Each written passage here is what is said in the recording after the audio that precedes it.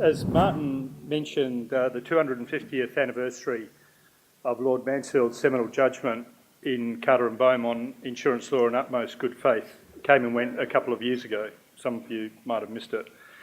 The insurance issues in that case arose out of a French attack on Fort Marlborough, a British trading post in Bencaloo. Bencaloo is a city about 6,000 kilometres northwest of Sydney on the south coast of the Indonesian island of Sumatra, which is just to the west of Java. At the beginning of October 2016, 20 of us from Australia, Singapore, England and Indonesia attended a conference in Bencaloo to acknowledge the origins of arguably the most important case in insurance law. Alan and I organised that conference. The trigger for the conference was a conversation I had with Alan in October 2015 in Darwin. And I was saying to him that I wanted to organise the conference, but I couldn't get someone to put up the seed money. And I didn't want to organise it myself because I didn't want to make a personal profit out of it. That wasn't the point. And Alan suggested, why don't we arrange it so that any profit that we make from it goes to a deserving local charity? And in due course, my local contact in Bencaloo suggested the Amal Mulia Orphanage in Bencaloo. Some months before the conference, my wife and Alan's good mate, Hazel Kerr, the conference organiser, travelled to Bencaloo to check out the place, including the orphanage. None of us had ever travelled anywhere near there.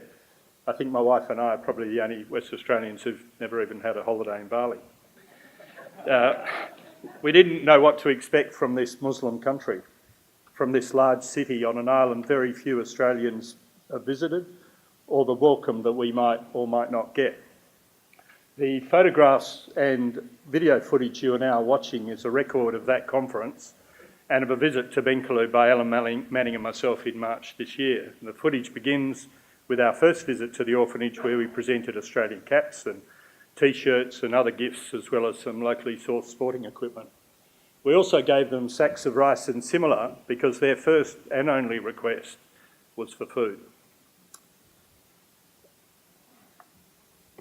There are about 25 children at this orphanage, all with severe physical or mental handicaps, namely deaf, dumb, blind, mentally retarded, Down syndrome, or a combination of some of those. They're well looked after by a headmistress who's kind and caring. On each occasion I visited the orphanage has been neat and clean, as have the children, and the children content and courteous in the most basic of circumstances. It's been a humbling experience for me each time I visited. The orphanage is funded by a private foundation, relies entirely on donations from locals and from visitors. It receives no government funding. As you can see from the footage, the purpose of Alan and my visit to the orphanage in March this year was to oversee the erection of a water drinking well and the beds and mattresses being delivered to the orphanage, all made possible by funds raised by last year's Lord Mansfield Awards. The proceeds from the ticket sales tonight will go to the orphanage to meet with some of its other basic needs. I think Lord Mansfield would be very pleased to learn that his name is being associated with support for this orphanage. After all, in Somerset's case, he brought an end to slavery in Britain. And he also brought Dido Elizabeth Bell into his home, not as a slave, but as a member of the family, she being the natural daughter of his nephew Sir John Lindsay, and Marie Bell, an enslaved African woman. In his will, Lord Mansfield confirmed her freedom and made her an heiress. Some of you might have seen the film Bell, which was about that story. Alan and I are no Lord Mansfields, but like him we care, and you do too. Thank you.